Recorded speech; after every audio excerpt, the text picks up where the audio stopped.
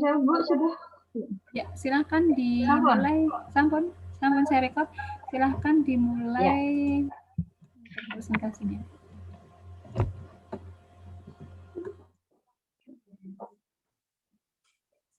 Assalamualaikum warahmatullahi wabarakatuh. Selamat sore teman-teman, masih semangat nggih? Semangat. Ya, walaupun sudah dua kali kita presentasi tadi, kita mau memasuki presentasi yang ketiga, yaitu keperawatan anak. Untuk keperawatan anak nanti ada 3 kelompok yang akan presentasi nggih. Untuk yang kelompok pertama ada ISPA, kelompok yang kedua pneumonia, dan juga untuk kelompok yang ketiga asma. Untuk mempersingkat waktu, monggo untuk kelompok 1 dengan judul ISPA untuk yang mempresentasikan yaitu Mas Arif. Monggo Mas Arif. Oke, siap Bu. Namanya Pak Arif siapa ini? Arif Rawanap.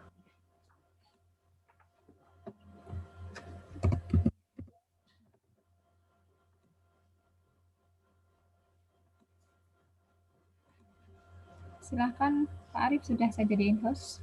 Oke, terima kasih Bu.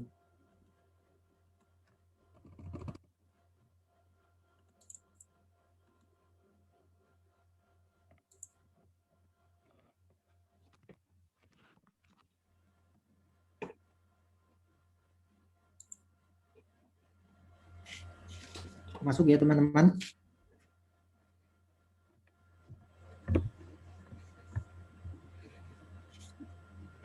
Ya, bismillahirrahmanirrahim. Assalamualaikum warahmatullahi wabarakatuh. Waalaikumsalam. Alhamdulillahirrabbilalamin. Segala puji bagi Allah, Tuhan semesta alam. Shalawat serta salam semoga selalu tercurah kepada junjungan kita Nabi besar Muhammad Sallallahu Alaihi Wasallam yang kita nantikan syafaatnya di yaumil qiyamah. Amin ya rabbal alamin.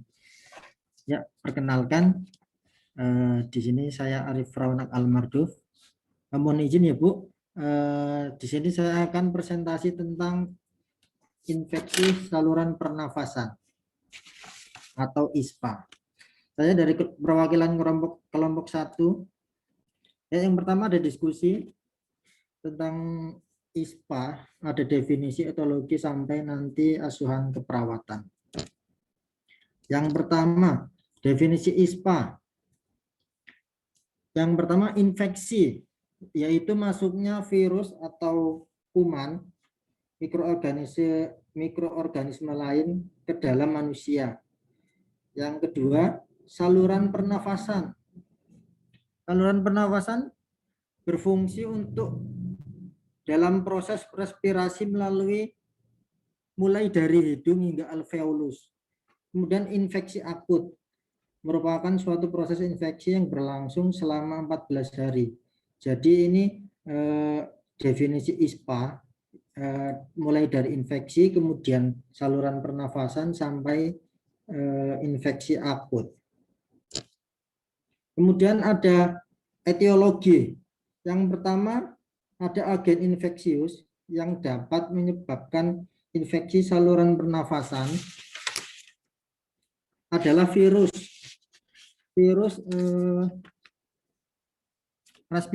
seperti respiratory syncytial virus, kemudian yang menyebabkan ISPA.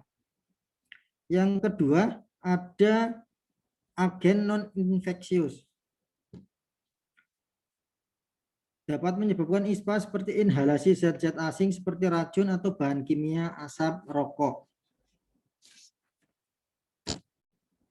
Kemudian manifestasi klinis, saluran pernafasan merupakan bagian tubuh yang seringkali terjangkit infeksi oleh berbagai jenis mikroorganisme. Gejala infeksi saluran pernafasan bagian atas contohnya bersin, kemudian ada yang lain. Kemudian gejala infeksi saluran pernafasan bagian bawah yaitu ada batuk. Patofisiologi, terjadinya infeksi antara bakteri dan flora normal di saluran nafas, infeksi oleh bakteri, virus, dan jamur. Merubah pola kolonisasi bakteri.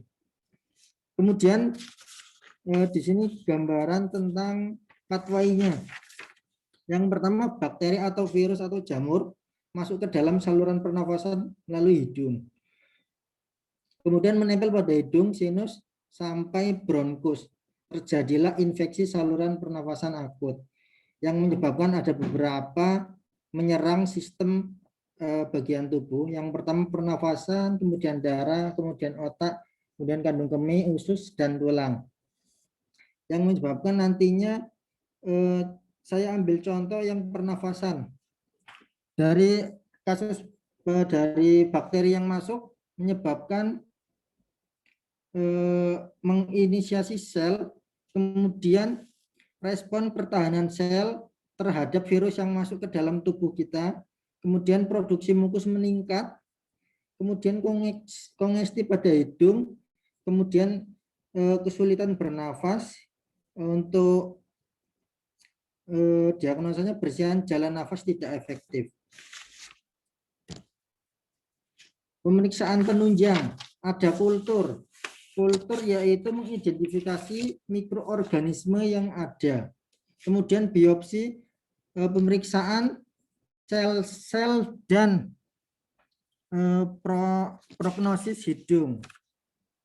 Kemudian pemeriksaan pencitraan, ada CT scan, ada X-ray yang nantinya akan mengetahui adanya bakteri atau virus itu. Kemudian komplikasi. Komplikasi merupakan akibat dari invasi bakteri sinus paranasal dan bagian-bagian lain saluran pernafasan. Limfonode cervicalis juga dapat menjadi terlibat dan kadang-kadang bernanah. Mastoiditis, cellulitis, peritonsillar, sinusitis, dan cellulitis periorbital dapat terjadi. Komplikasi yang paling sering terjadi adalah otitis media yang ditemukan pada bayi-bayi kecil sampai sebanyak 25%-nya. Kebanyakan infeksi virus saluran pernafasan atas juga melibatkan saluran pernafasan bawah dan pada banyak usus. Fungsi paru menurun walaupun gejala saluran pernafasan bawah tidak mencolok atau tidak ada. Yang pertama, asuhan keperawatannya, pengkajian identitas pasien, ada umur pasien, jenis kelamin, serta alamat. Kemudian riwayat kesehatan. Riwayat penyakit sekarang biasanya klien mengalami demam, mendadak sakit kepala, badan lemah, nyeri otot, dan sendi. Nafsu makan menurun, batuk pilek, dan sakit tenggorokan. Sudah pernah mengalami penyakit ini. Yang ketiga, riwayat penyakit keluarga. Menurut anggota keluarga ada juga yang pernah mengalami sakitnya seperti klien tersebut. Yang keempat, riwayat sosial. Klien mengatakan bahwa klien tinggal di lingkungan yang berdebu dan padat penduduknya. Pemeriksaan fisik, ada keadaan umum, kemudian tanda-tanda vital, kemudian head to toe dari kepala sampai bagian integumen sampai bagian bawah. Kemudian pemeriksaan fisik yang difokuskan pada ISPA sendiri, infeksi saluran pernafasan, yaitu inspeksi, palpasi, perkusi, dan auskultasi. Diagnosa keperawatan pada ISPA, bersihan jalan napas tidak efektif berhubungan dengan sekresi yang tertahan, hipertermia berhubungan dengan proses penyakit, nyeri akut berhubungan dengan agen cedera fisiologi, hipovolemia berhubungan dengan kehilangan cairan, resiko defisit nutrisi berhubungan dengan ketidakmampuan menelan atau makanan, intoleransi aktivitas berhubungan dengan ketidakmampuan antara suplai dan kebutuhan oksigen. Yang kemudian analisa data. Analisa data merupakan data objektif. Kita pasien memberikan instruksi usapan. Kemudian data subjektif dilihat dari kondisi pasien. Saya contohkan analisa data. Data subjektif, pasien mengatakan sulit bernafas, pasien mengatakan sulit berbicara. Data objektifnya, pasien tampak gelisah, pola nafas pasien berubah. Kemudian etiologinya yang sudah saya jelaskan tadi di pathway, bahwasanya virus masuk melalui hidung, kemudian menginfeksi, kemudian terjadilah bersihan jalan nafas tidak efektif berhubungan dengan sekresi yang tertahan. Intervensi keperawatannya, saya ambil contoh satu, bersihan jalan nafas tidak efektif berhubungan dengan sekresi yang tertahan. Tujuannya nanti setelah dilakukan perawatan selama 3 atau 4 kali 24 jam, pernafasan akan meningkat. Kemudian standar luaran perawatan Indonesia, bersihan jalan nafas, kemudian ada batuk efektif, kemudian sulit berbicara, dan pola nafas. Standar intervensi perawatan Indonesia, ada latih batuk efektif, kemudian observasi ada bagian identifikasi kemampuan batuk, dan monitor tanda dan gejala. Kemudian terapeutik, atur posisi semivolar agar pasien tidak sesak. Kemudian diedukasi, dianjurkan untuk melakukan tarik nafas. Kemudian diulangi lagi, dianjurkan untuk mengulangi lagi tarik nafas yang dalam supaya nanti tidak terlalu sesak. Kemudian untuk kolaborasi pemberian ekspektoran jika diperlukan.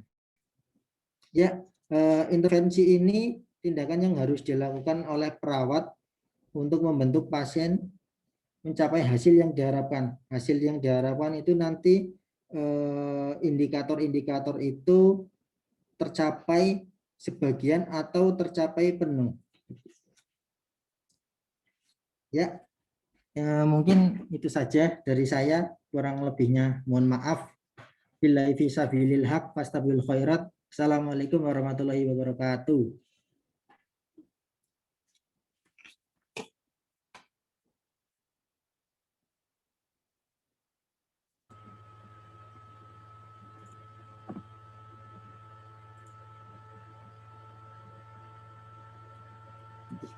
Silahkan Mbak Yunita.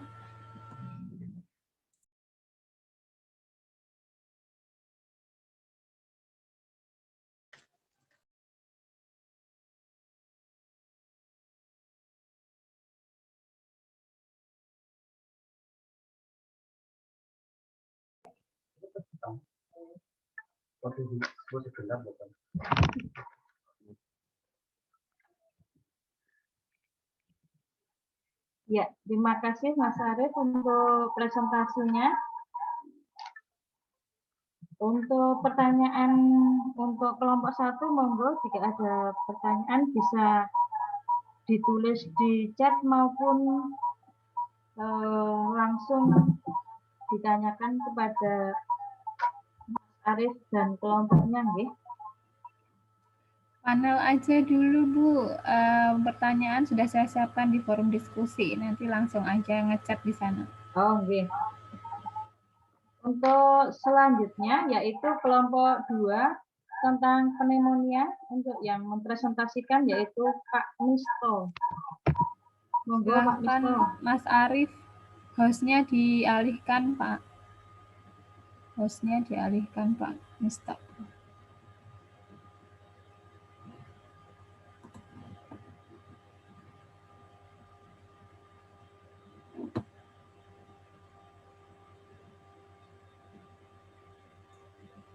Masih di Bu Yunita, Bu. Hostnya di Bu Yunita.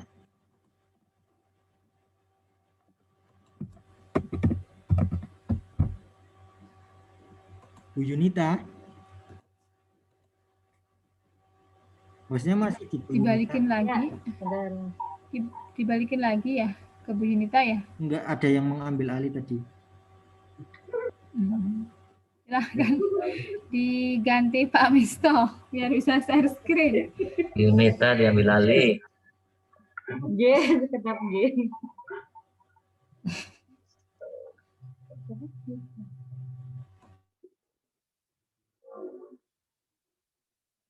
Monggo Pak Misko.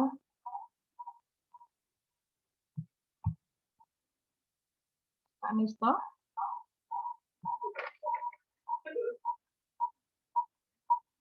Sebentar lagi cari dulu. Sendiri.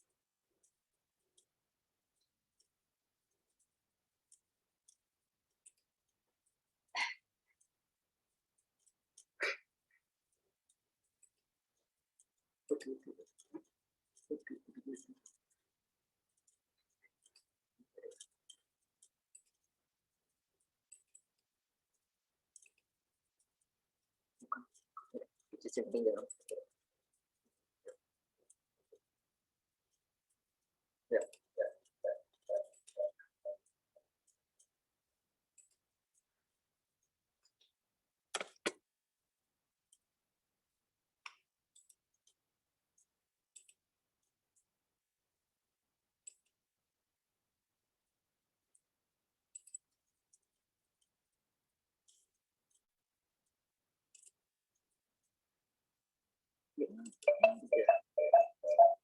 Bismillahirrahmanirrahim. Assalamualaikum warahmatullahi wabarakatuh.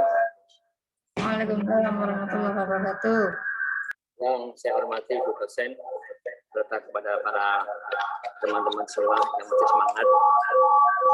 Izinkan pada sore hari ini kami mempresentasikan tentang pneumonia sebagai perwakilan dari kelompok kedua. Untuk selanjutnya, untuk mempersingkat waktu, mari kita langsung ke pokok bahasan tentang pneumonia. Untuk pneumonia, definisi pneumonia yaitu dapat dijumpai berbagai pakar dan sumber yang ada.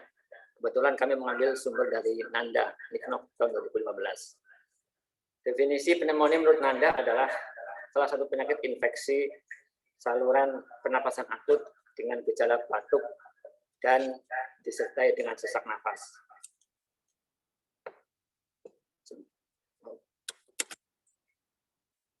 Yang disebabkan oleh infeksius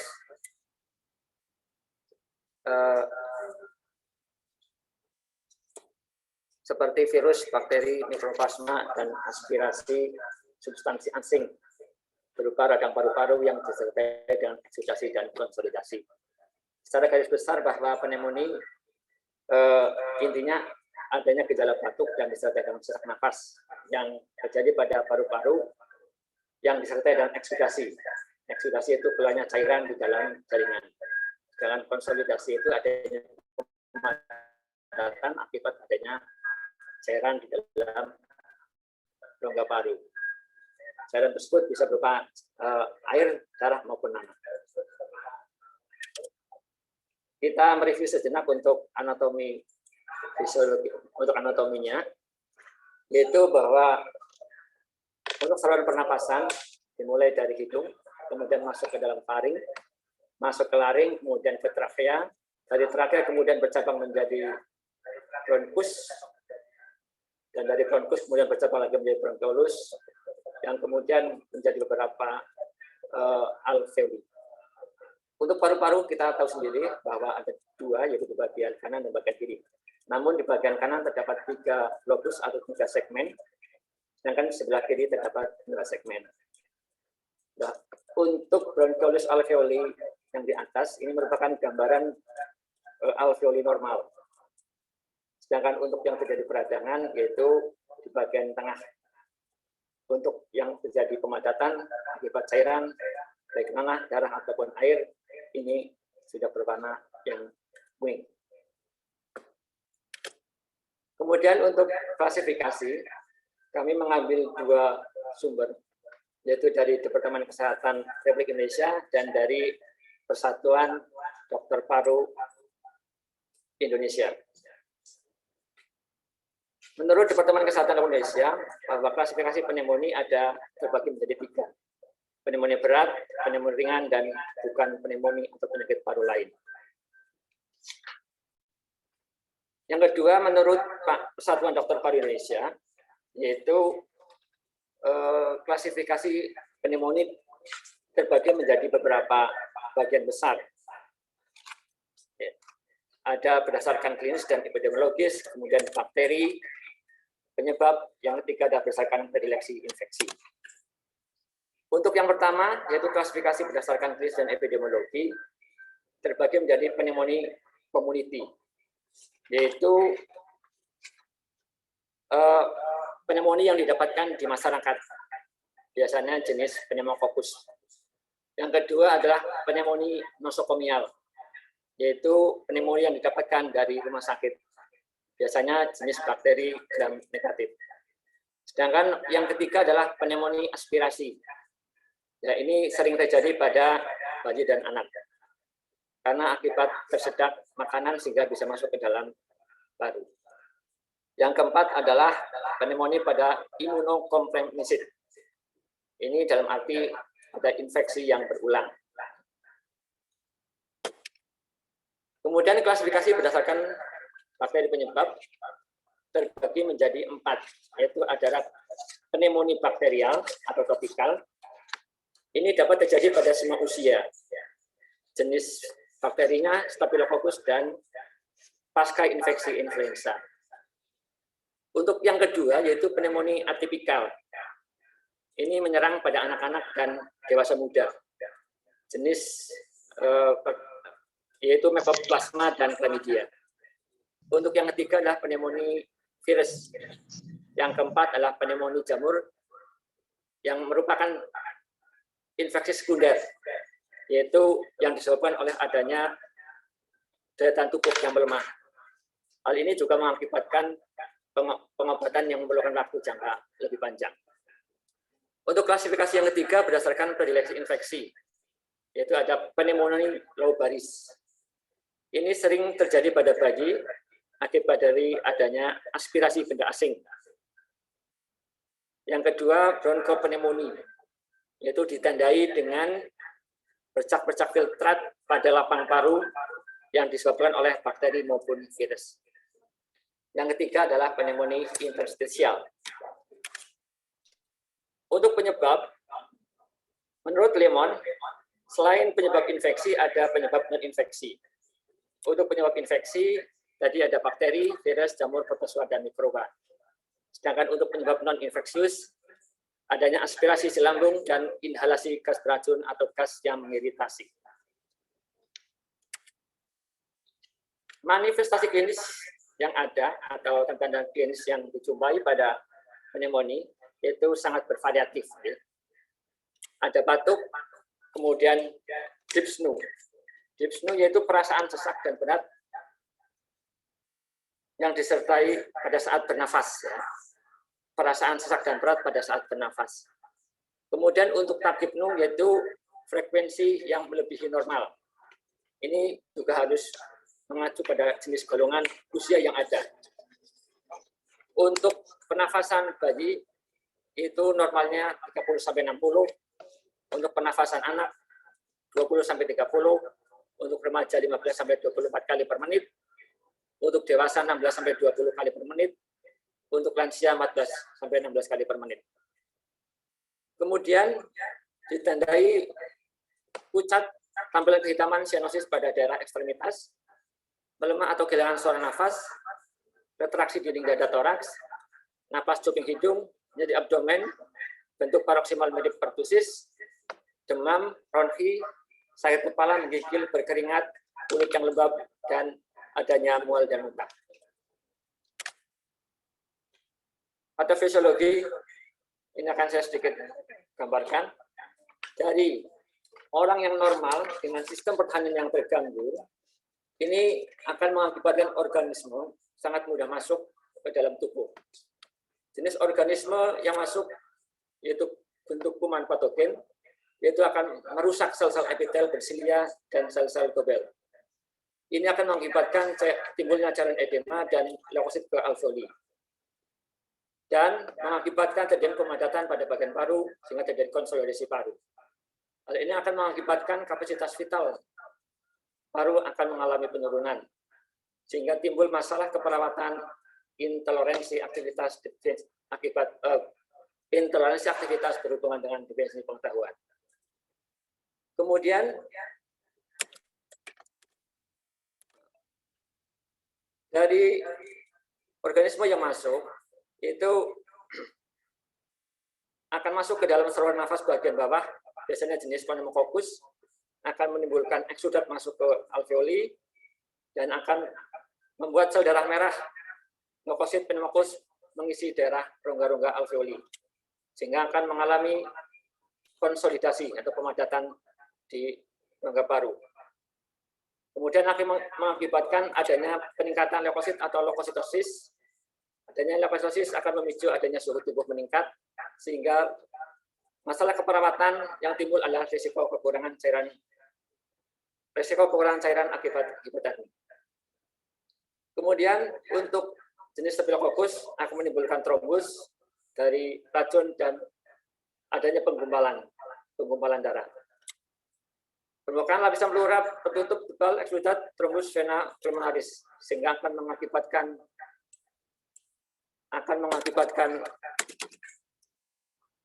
nekrosis hemoragik. Adanya nekrosis itu akan menimbulkan satu, produksi sputum meningkat, yang kedua menimbulkan abses atau mengakibatkan kerusakan jaringan parut. Pada produksi sputum yang meningkat akan timbul masalah keperawatan yaitu ketidakefektifan bersihan jalan nafas. Sedangkan pada abses atau adanya kerusakan jaringan parut akan menimbulkan masalah keperawatan ketidakefektifan pola nafas. Untuk masalah keperawatan yang utama yaitu biasanya yaitu ketidakefektifan bersihan jalan nafas. Dan ini ada perbedaan antara ketidakefektifan bersihan jalan nafas dan ketidakefektifan pola nafas. Kalau ketidakefektifan bersihan jalan nafas akibat adanya produksi sputum meningkat, sedangkan untuk ketidakefektifan pola nafas akibat adanya kerusakan jaringan paru. Kemudian untuk pemeriksaan penunjang untuk menentukan pneumonia dapat dilakukan yaitu sinar X. Yang kedua PDA atau analisa gas darah atau nadi oksimetris ya. Untuk analisa gas darah itu dapat ditemukan atau yang diperiksa adalah titik jenuh, tekanan oksigen, tekanan CO2, pH darah, dan bikarbonat. Kemudian yang ketiga adalah pemeriksaan gram kultur. Yang keempat adalah pemeriksaan darah lengkap. Yang kelima adalah pemeriksaan serologis. Yang keenam adalah pemeriksaan fungsi paru. Dan yang ketujuh adalah pemeriksaan perkutan atau biopsi jaringan paru terbuka. Untuk penataksana pneumonia, yaitu secara umum oksigen bila diperlukan. Yang kedua, jika sesak tidak terlalu berat, dapat dimulai makanan enteral terhadap melalui selang nasogastrik dengan feeding drip. Kemudian yang ketiga, jika sekresi lendir berlebihan, dapat diberikan inhalasi dengan salin normal dan beta antagonis untuk memperbaiki transport mukosilia. Yang keempat, menambah asupan cairan untuk membantu menghilangkan sekresi dan mencegah dehidrasi. Yang kelima adalah kolaborasi dengan medis untuk pemberian antibiotik, antipiretik, bronkodilator, dan lain. Demikian presentasi dari kelompok pneumonia. Mohon maaf bila terdapat banyak kekurangan dan jauh dari kesempurnaan. Mohon kritik dan saran yang membangun, mudah-mudahan menjadi lebih baik untuk makalah ini. Terima kasih. Wassalamualaikum warahmatullahi wabarakatuh.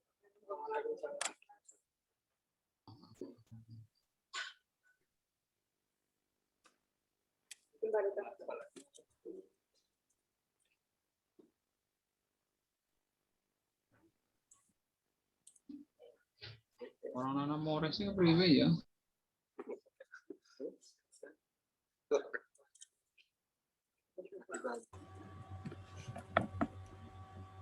Silahkan Mbak Yunita, sudah selesai, bisa dialihkan ke kelompok lain. Share screen-nya bisa di stop dulu Pak.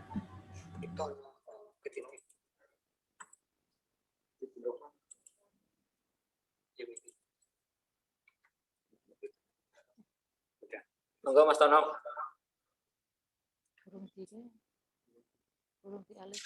Ya siap.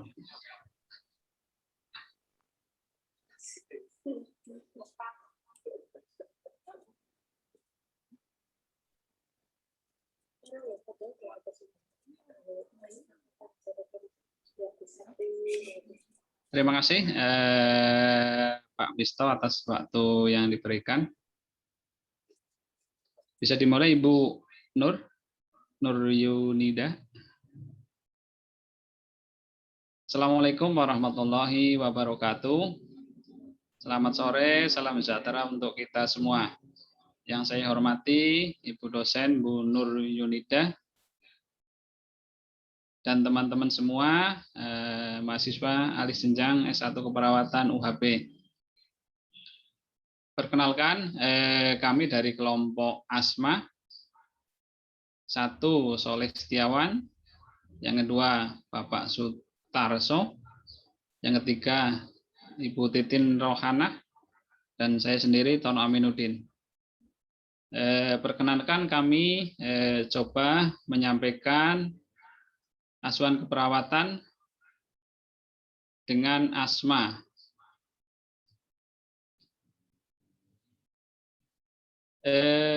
Asma sudah Bapak Ibu semua ketahui, suatu penyakit yang sudah memasyarakat. Mungkin sekitar kita, kakek atau nenek ataupun adik-adik kita ada yang pernah terserang asma. Untuk itu kami coba memberikan informasi pengertian tentang asma. Yang pertama dari Infodatin 2017, asma adalah penyakit inflamasi peradangan kronik saluran nafas yang ditandai dengan adanya mengi, batuk, dan rasa sesak di dada yang berulang dan timbul terutama pada malam hari atau menjelang pagi akibat penyumbatan saluran pernafasan. Yang kedua, dari Nielsen 2013, asma merupakan proses inflamasi kronik saluran pernafasan menjadi hiperresponsif sehingga memudahkan terjadinya bronkokontraksi, edema, dan hipersekresi kelenjar. Dan yang ketiga, dari Amin dan Hardi 2016, menerangkan bahwa asma adalah suatu kondisi di mana saluran nafas mengalami penyempitan karena hiperaktivitas terhadap perangsangan tertentu yang menyebabkan peradangan. Penyebabnya adalah genetik, alergan, bisa olahraga, infeksi pada saluran nafas, stres, dan perubahan cuaca. Tidak saya jelaskan satu-satu, insya Allah Bapak Ibu semua sudah memahami.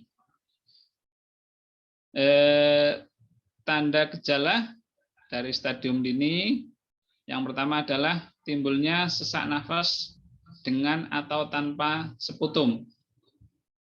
Yang kedua, bunyi bising. Kalau kita biasa mendengar seperti suara apa ya,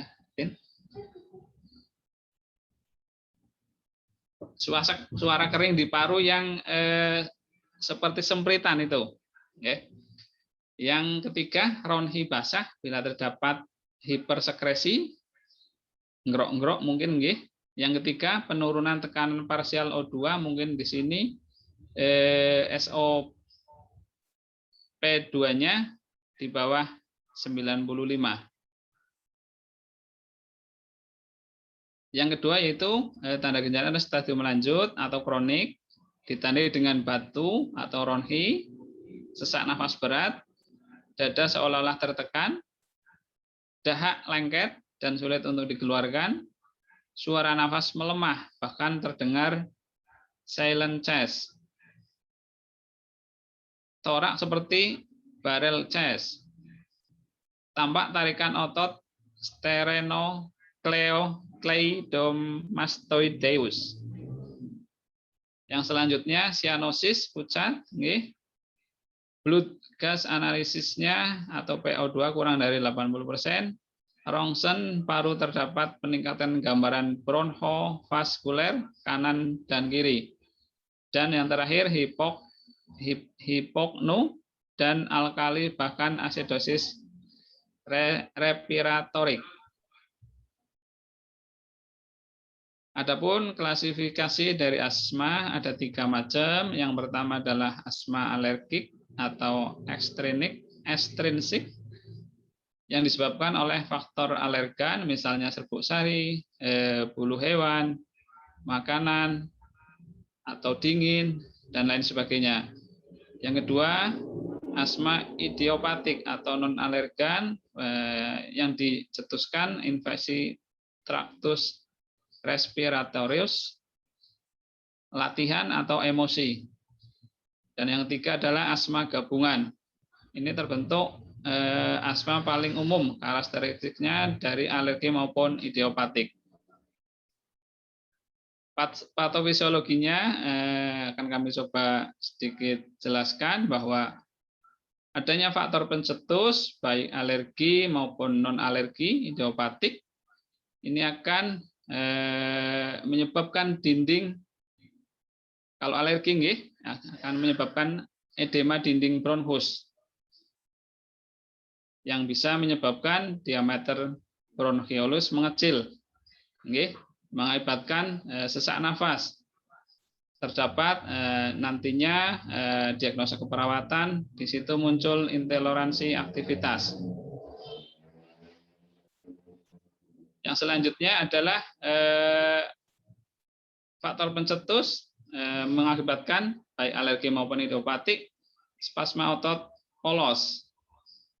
Ini bisa juga nantinya akan menyebabkan ekspirasi, menekan isi luar bronchus, diameter bronchiolus mengecil juga pada akhirnya nanti akan menjadi masalah, yaitu dibersihan jalan nafas tidak efektif. Dan yang selanjutnya adalah faktor pencetus idiopatik atau non-alergi yang nanti pada akhirnya terjadi perfusi paru tidak cukup atau mendapat ventilasi yang mengakibatkan terjadinya gangguan pertukaran gas. Ini semua yang nantinya arahnya ke diagnosa keperawatan yang mungkin akan kita bahas. Penata laksanaan. Tujuan utama dari penata laksanaan asma adalah mencapai asma yang terkontrol sehingga penderita asma dapat hidup normal tanpa hambatan dalam melakukan aktivitas sehari-hari. Menurut Kusuma 2016, penataan asma meliputi 7 komponen. Yang pertama edukasi, tingkat pendidikan pasien, ataupun edukasi yang disampaikan oleh petugas. Yang kedua, menilai berat asma secara berkala. Pada saat serangan apakah memang akut, sedang atau berat. Yang ketiga, identifikasi dan mengendalikan faktor pencetus. Yang keempat, merencanakan dan memberikan pengobatan jangka panjang. Yang kelima, menetapkan pengobatan pada serangan akut. Yang keenam, kontrol secara teratur. Dan yang ketujuh, melakukan pola hidup sehat. Ini penata laksanaan 7 komponen menurut Kusuma.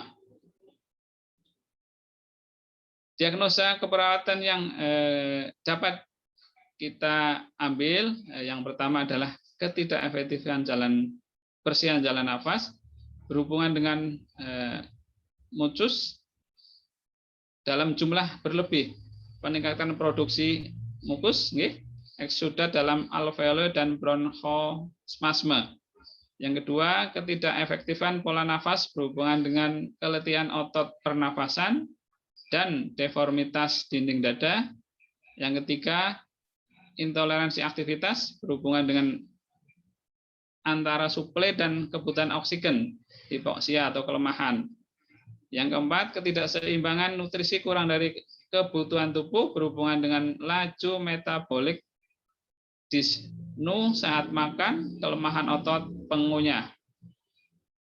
Demikian penyampaian asma dari kelompok kami. Kurang dan lebihnya mohon maaf. Terima kasih. Saya akhiri. Billahi taufiq wal hidayah. Assalamualaikum warahmatullahi wabarakatuh. Assalamualaikum warahmatullahi wabarakatuh.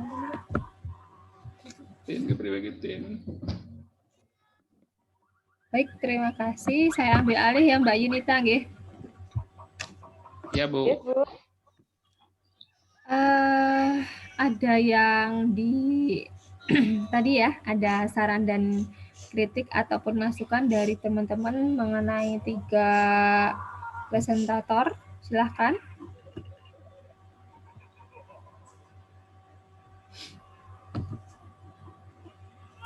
Ada yang ingin disampaikan?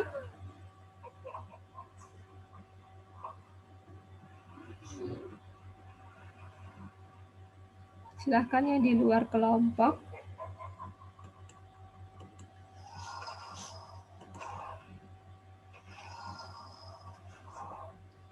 Monggo teman-teman, Bu, ada sanggahan ataupun apapun itu.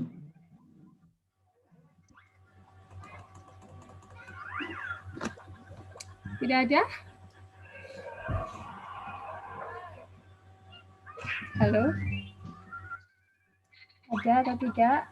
Belum, Bu, belum.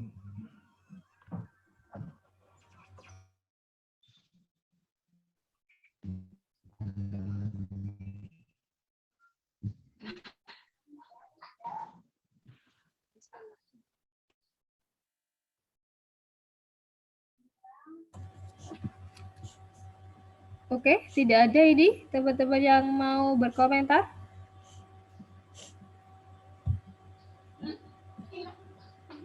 Komentar apa? Komentar apa sih? Ya. Komentar apa?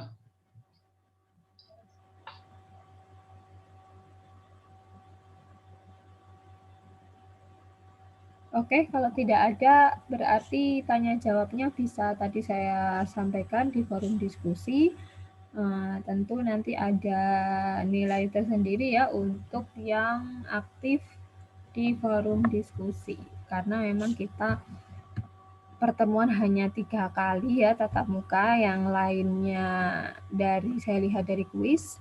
Jadi untuk keaktifan saya bisa lihatnya di pertemuan seperti ini untuk Zoom yang sebelum UTS dan sebelum UAS. Baik, tadi sudah disampaikan 3 penyakit ya, karena ini adalah khusus di saluran pernafasan ya. Ada ISPA, ada pneumonia, ada asma, karena ini semua di saluran pernafasan, sehingga diagnosa yang muncul pasti ya selalu berkisar pada respirasi. Sebelumnya saya tanya untuk kelompok, ini sumbernya ISPA, pneumonia, dan asma itu sumbernya dari buku anak atau bukan, nggih?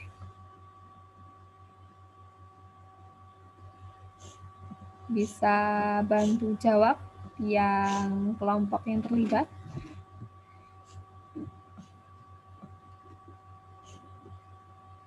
Jadi saya lihat dari Nanda ya referensinya. Kalau dari saya, Bu, untuk kelompok ISPA dari Nanda, Bu. Nah, dari Nanda. Jadi karena ini pelajaran anak, jadi saya harapkan kalau mengerjakan makalah ya silahkan mencari buku anak, ya. Buku anak kan banyak ya, ada Wong, ada Hockenberry, ada Ngastia, ada Wulandari, banyak yang sudah saya cantumkan di RTP. Jadi nanti kita bahasnya lebih spesifik ke anak. Kalau misalnya dari mana tadi Infodatin, dari Nanda itu kan biasanya masih umum ya. Karena yang namanya penyakit ISPA, pneumonia, kemudian asma, orang dewasa dan anak pasti beda ya. Sudah bagus sih untuk penjelasannya, cuman tadi untuk referensi saja lebih ke anak ya, sumbernya ya. Oke, Kemudian ini makalahnya sudah dibuat? sudah Bu. Sudah. Tadi makalah untuk part B-nya sudah ditulis ketik semua ya, nggak ada yang tulis tangan kan? Tadi kelompok 1 masih tulis tangan, itu karena PPT-nya aja atau bagaimana? Masih tulis tangan, Bu. PPT-nya aja atau yang di makalah sudah itu? Makalahnya. PPT-nya aja. Makalahnya juga, Bu. Oh, ya kalau bisa semuanya ditulis, diketik ya.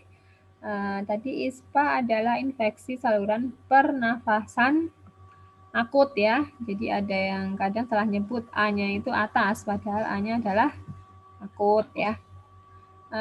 Kemudian penyebabnya tadi sudah dijelaskan ya. Kalau penjelasan sih Bapak Ibu pasti sudah lebih inilah karena menemui langsung di lapangannya. Cuman secara teori judulnya kan patofisiologi ya. Patofisiologi berarti kita buat pathway sampai dengan ASKEP ya. Tadi ASKEP-nya masih kurang lengkap, jadi silahkan di-list diagnosa apa saja yang muncul, kemudian intervensinya. Jadi misalnya karena ini respirasi kan pasti yang muncul itu ketidakefektifan hembusan jalan nafas, kemudian ketidakefektifan pola nafas, ada yang gangguan gangguan pertukaran gas ya, atau ada yang nutrisi tadi saya lihat, silahkan dibuat NOC-nya sesuai dengan kolom ya, kolom ASKEP. Cuman karena ini nggak ada kasusnya, untuk kolom ASKEP hanya ada, untuk NOC-nya hanya ada indikator, tapi tidak ada awal dan tujuannya. Misalnya hipertermi, tadi ada yang ambil hipertermi karena kan kalau ada virus, ada bakteri masuk pasti mengalami peradangan, kemudian nanti akan mengirim sinyal ke pusat termoregulator di hipotalamus, sehingga hipotalamus akan menaikkan suhu, pasti ada hipertermi. Misalnya hipertermi, NOC-nya apa? Hipertermi biasanya termoregulasi, NOC-nya apa Bapak Ibu? Termoregulasi, kemudian nanti apa saja indikatornya, kemudian nanti dibikin tabel, di sampingnya ditulis NIC, misalnya biasanya kalau hipertermi itu perawatan manajemen hipertermi itu perawatan suhunya gitu misalnya, nanti ditulis apa saja yang dilakukan. Nah, itu yang namanya ASKEP ya. Karena patofisiologi keperawatan itu dari awal pathway sampai dengan intervensi. Jadi nanti silahkan ditambahkan makalahnya. Begitu juga untuk tugas yang lain. Untuk patofis yang lain ya, yang mungkin tidak dibahas di Zoom. Kemudian untuk ASKEP yang tidak dibahas di Zoom bisa dipresentasikan, kemudian dikirim link YouTube-nya ke kantong tugas ya. Kan ada ya presentasi kasus yang nggak sempat kita Zoom seperti ini. Itu bisa dipresentasikan sendiri. Ada yang ditanyakan Bapak Ibu?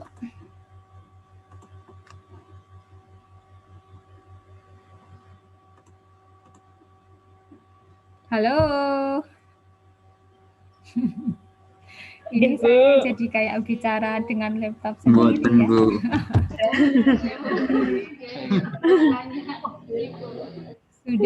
Sudah Bu, itu Bu Titi mau tanya nih, Bu. atau sudah bagaimana? Ya silakan Bu.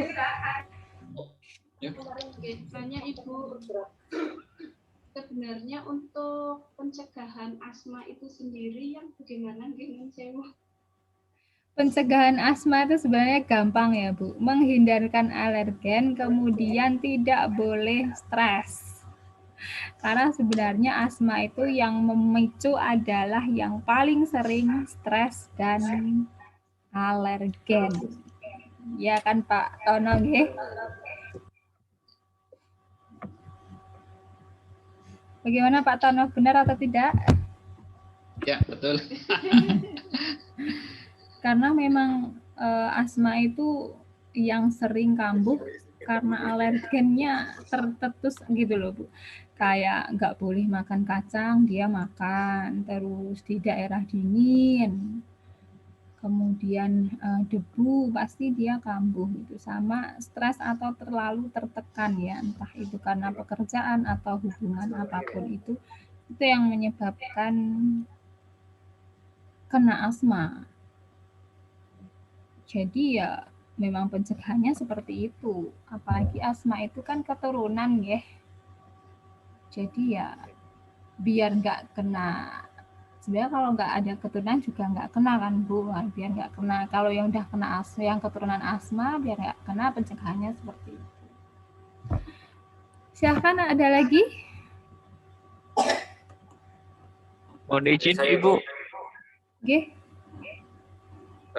Ini untuk istilah niknok bagi saya sendiri kan masih asing, Bu. Oh iya. Mohon untuk dijelaskan, Ibu. Jadi sebenarnya ini kan 3N ya Pak ya. Nanda, Noknik itu sebenarnya sudah ditinggalkan loh Pak. Saya rasa sekarang sudah beralih ke 3S, SDKI, SLKI, dan SIKI. Kalau kita masih pakai yang lama, Nanda, Noknik, jadi Nanda itu adalah untuk perumusan diagnosa. Jadi kita cari diagnosa itu di Nanda, batasan karakteristik seperti itu. Untuk NOC itu adalah Nursing Outcome Classification atau biasa kita sebut luaran yang ingin dicapai. Misalnya ketidakpastian pola nafas, apakah luaran yang ingin dicapai? Mungkin sputum berkurang karena kan kalau bersihan jalan nafas itu pasti penumpukan sputum, atau suara nafasnya sudah tidak ada ronki misalnya. Nah, itu semua ada di NOC, Pak. Sementara NOC itu temennya adalah NIC ya. Nursing Intervention Classification. Jadi intervensi apa yang cocok, tindakan apa yang cocok untuk mencapai tujuan atau luaran yang kita inginkan. Begitu, Pak. Bukunya sudah ada nggih? Sudah. Cuman kayak gini, Bu. Kalau saya lihat kan itu kan ada 13 apa 16 diagnosa. Apakah harus dimasukkan semua atau gimana, Bu? Apa memang kita skala prioritas pada saat nanti menemukan kasus? Ya, kalau menemukan kasus pasti prioritas, Pak. Nggak mungkin kan satu pasien bisa banyak diagnosa. Mahasiswa yang ngambil askep itu Pak, 3 diagnosa saja udah alhamdulillah. Biasanya dia nggak mau ngambil sih, paling cuma 2, 1. Padahal yang namanya pasien nggak mungkin ya Pak, masalahnya cuma 1 ya. Ya. Iya, namanya aja mahasiswa ya Pak. Ngambil yang gampang aja. Masa mau ngambil 5 kan pusing, 3 aja udah pusing ngerjainnya. 2, 3 aja udah bener alhamdulillah Pak. Soalnya jarang sih sampai nurse pun juga kurang pas diagnosanya, kurang pas intervensinya gitu. Begitu Pak. Ada lagi? Cukup? Satu lagi, Bu. Okay. Mungkin dari saya. ini kan saya bagian ke bagian asma.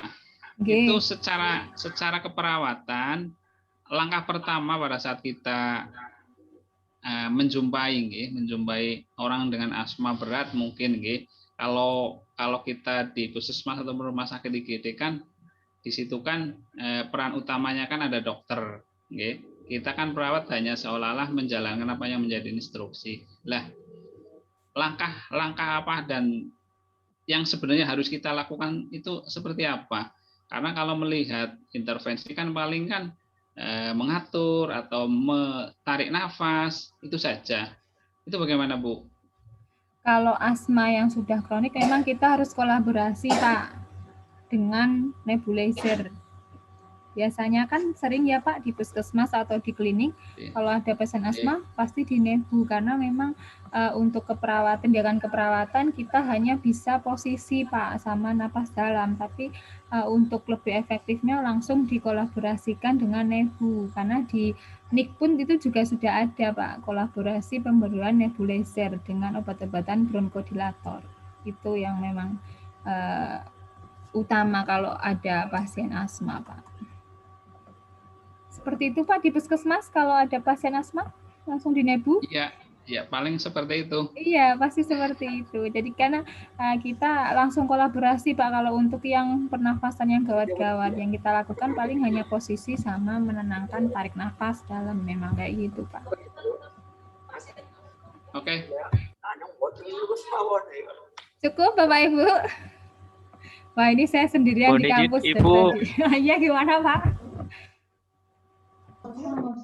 Iya, Ibu, mohon maaf. Tadi kan siapa ini? Ibu. Iya, siapa ini kok suaranya dengung? Ya.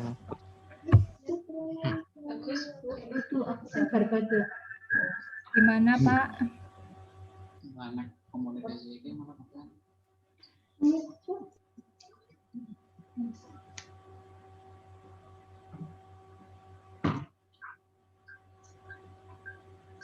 Kayaknya sudah, Bu. Sudah ya? Ibu, mohon izin saya. Maaf, Bu, putus-putus. Ya, Ibu.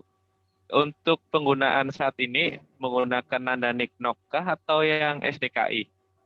Yang sudah dipelajari yang mana, Pak? Sebenarnya harusnya sih SDKI, Pak. Dua-duanya dibahas. Kayaknya di semua rumah sakit sudah SDKI loh, Pak. Cuman jadi kalau belum kita saat ini untuk patokannya menggunakan SDKI berarti ya Bu? Sudah pernah dapat SDKI Pak? Kalau untuk cara menggunakannya belum Ibu. Lalu yang sudah apa Pak materinya? Yang belum Ibu, belum. Kalau belum pakai nanda dulu Pak. Kalau belum pernah baik. terpapar ya. Kalau sudah Baik, ini berarti untuk saat ini pakai nanda dulu ya? Iya, soalnya ini anak-anak baru nih yang dituntut pakai SDKI Pak sekarang. Cukup nggak Bapak Baik, Ibu? terima kasih Bu. Oke. Oke. Kalau cukup saya akhiri, saya tunggu diskusinya di forum diskusi ya, karena itu lebih luas waktunya, tinggal diketik, nanti bisa teman-teman tanya jawab. Kalau misalnya perlu, saya juga akan menjawab di situ kalau misalnya ada yang ingin ditanyakan ke saya. Baik, karena sudah sore, selamat menunggu berbuka puasa, saya akhiri. Assalamualaikum warahmatullahi wabarakatuh. Waalaikumsalam warahmatullahi wabarakatuh. Alhamdulillah. Izin live,